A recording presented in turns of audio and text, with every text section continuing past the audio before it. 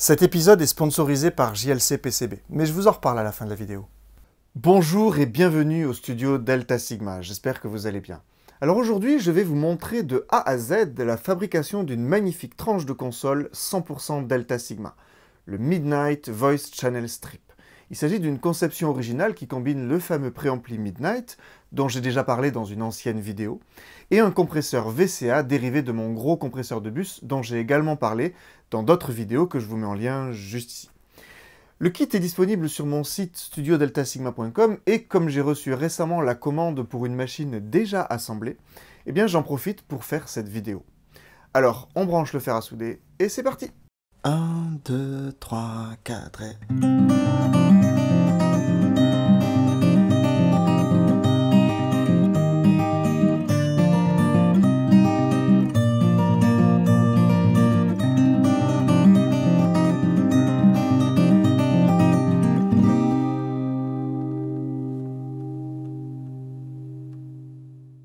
On va commencer par le plus petit et le plus délicat, c'est-à-dire le VCA lui-même, qui est un CMS. On commence donc par un petit nettoyage de la plaque avec de l'alcool isopropylique. J'étale un petit peu de flux sur le PCB, je vais en remettre souvent, puis je viens déposer un tout petit peu de soudure sur une pastille du circuit imprimé. Je positionne ensuite le circuit correctement et je viens chauffer au niveau de la pâte correspondante. Le composant n'est pas encore soudé, mais il est maintenu à sa place. Le lien mécanique est encore très fragile puisqu'il n'y a qu'une seule patte qui le retient. On va donc souder la patte diamétralement opposée et ainsi il ne pourra plus du tout bouger. La technique que j'emploie ensuite pourrait sembler un peu bourrin, mais en réalité elle fonctionne très bien et m'a toujours donné de très bons résultats. Je dépose de la soudure de manière excessive sur toute une rangée de pattes. Forcément, je crée ainsi un gros pont de soudure entre toutes ces pattes. Cela permet de s'assurer qu'il n'y aura aucun manque. Je viens ensuite chauffer la tresse à dessouder sur toute la rangée afin d'absorber le surplus. Au bout de quelques secondes, l'excès de soudure en fusion remonte par capillarité dans la tresse. Et pour une soudure faite à la main, eh bien, on arrive à un résultat très correct et surtout très fiable. Il ne reste plus qu'à nettoyer les traces de flux. Alors, il s'agit sûrement de la partie la plus délicate du montage, mais rassurez-vous, si vous êtes intéressé par le kit et que vous ne vous sentez pas de réaliser ce type de montage d'une puce CMS, eh bien je propose en option de vous fournir le PCB avec le composant déjà monté. Alors le reste du montage demande de la précision, mais il n'y a vraiment rien de compliqué. Je commence par installer tous les supports des circuits intégrés.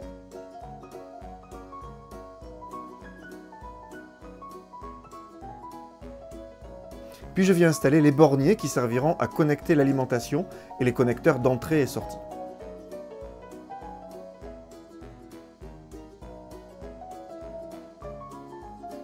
Ensuite, c'est parti pour le montage des résistances. Mon conseil, c'est de systématiquement vérifier les valeurs au multimètre avant de les souder pour être sûr de ne pas faire d'erreur. Cela ralentit un tout petit peu le montage, mais cela peut faire gagner un temps énorme en cas d'erreur.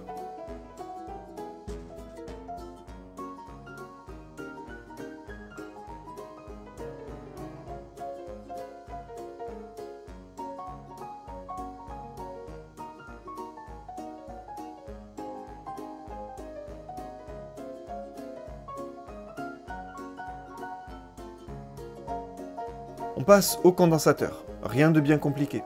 Il suffit de suivre la notice et les sérigraphies sur le PCB. Il faut juste faire attention aux condensateurs électrolytiques qui sont polarisés et dont le sens de montage doit impérativement être respecté, sinon ça explose.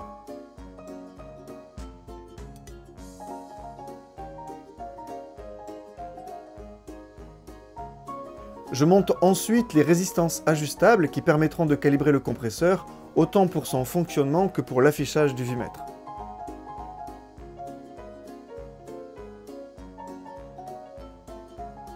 Ce gros condensateur jaune sert quant à lui dans le coupe-bas du sidechain.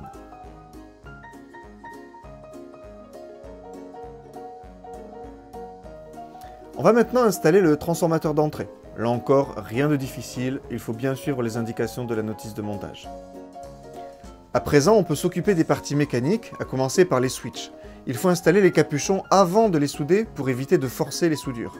Et surtout, prendre bien le temps de les aligner le mieux possible avec les traces du PCB pour qu'ils s'ajustent bien avec les perçages de la façade. J'installe ensuite les potentiomètres.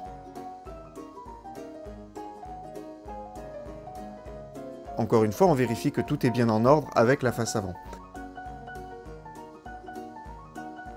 Le circuit imprimé principal est donc maintenant terminé, et il nous reste à peupler celui de l'alimentation.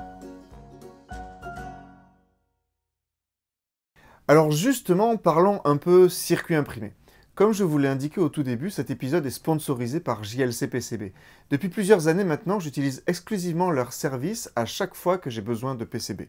Leur outil de commande en ligne est très complet et facile à utiliser. On commence par télécharger nos fichiers sur leur serveur, puis on peut choisir toutes les options possibles. On peut visualiser en direct le tarif de la commande, en fonction des choix que l'on fait, des quantités, etc. Un outil de simulation permet également de visualiser précisément notre PCB pour s'assurer que tout est conforme. Alors il y a évidemment du choix dans les modes de livraison possibles. Si vous n'êtes pas pressé, la livraison peut être vraiment économique, mais il est possible de recevoir les PCB rapidement également si on le souhaite. Alors concernant les fameuses taxes imposées par l'Union européenne, lors de ma dernière commande, DHL voulait me facturer un supplément. Mais après avoir vu avec un conseiller JLC PCB, le problème a été très vite résolu et je n'ai pas eu de frais supplémentaires à payer. Leur système de chat en direct est très réactif, ce qui est un vrai plus en cas de questions ou de problèmes. Alors certes, je leur fais un petit peu de publicité dans cet épisode, mais je suis réellement très satisfait de leur travail et de leur service. La qualité des PCB est vraiment impeccable, même pour des exigences industrielles. Et le fait de pouvoir faire des toutes petites quantités à de très bas prix, c'est vraiment un plus très appréciable pour le DIY.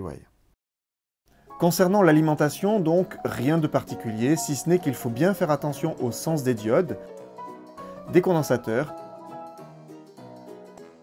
et à ne pas mélanger les régulateurs qui, s'ils se ressemblent extérieurement, sont en réalité tous différents.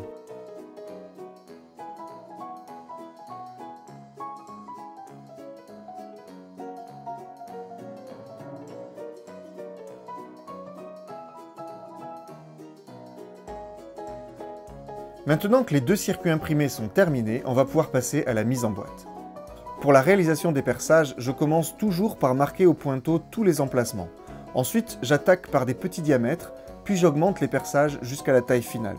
C'est surtout le gros trou de la XLR qui semble souvent problématique pour l'amateur. Pour cela, j'utilise un emporte-pièce de 22,5 mm qui permet de réaliser une perforation très propre, très facilement et sans aucun risque de blessure.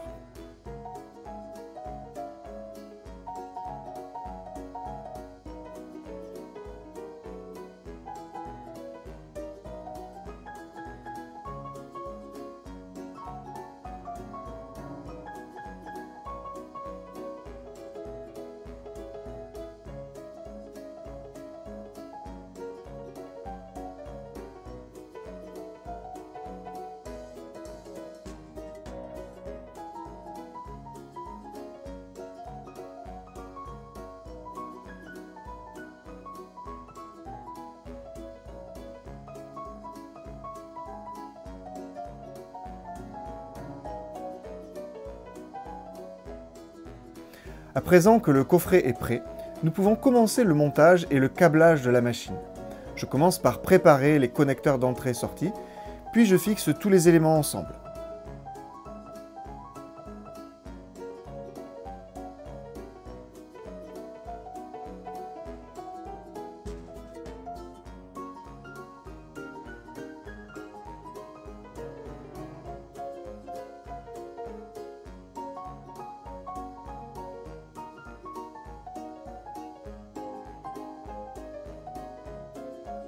J'installe les connecteurs sur la face arrière, puis je m'occupe de câbler et d'installer le vumètre.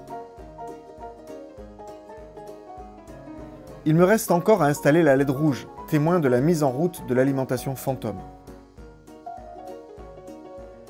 Dernière partie importante du montage, le côté secteur. Alors on ne plaisante pas avec la sécurité, donc toutes les parties en contact avec le secteur, que ce soit le porte-fusible ou l'interrupteur, doivent impérativement être protégées avec de la gaine thermo. Et puis c'est aussi plus propre comme ça.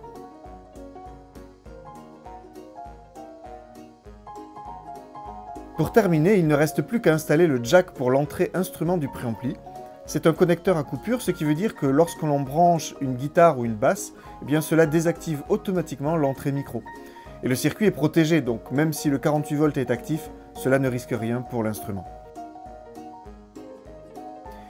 J'installe enfin les boutons sur les potentiomètres, ce qui finit de compléter la jolie façade de ce Midnight Voice Channel Strip. La construction à proprement parler est terminée, mais il reste encore une étape importante, calibrer la machine. D'abord au niveau de l'alimentation, pour cela je règle les ajustables pour obtenir plus et moins 15 volts. Puisque tout est ok au niveau de l'alimentation, je peux installer tous les circuits intégrés dans leurs supports respectifs. Il ne reste plus qu'à calibrer le threshold, ce qui se fait très simplement en mesurant une tension avec le multimètre, et à calibrer le vumètre.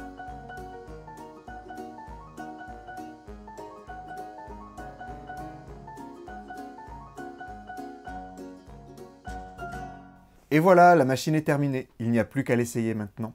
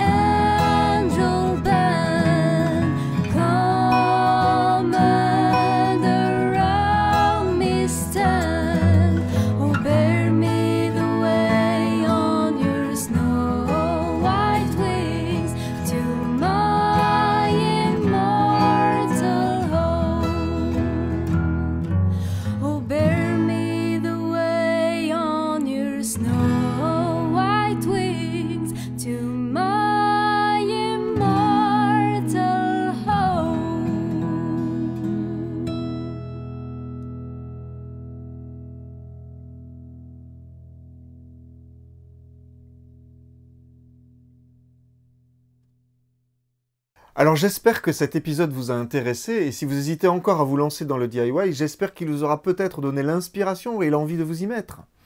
Alors cette machine est vraiment un outil parfait pour le home studio, évidemment en complément des cartes son qu'on possède tous chez soi.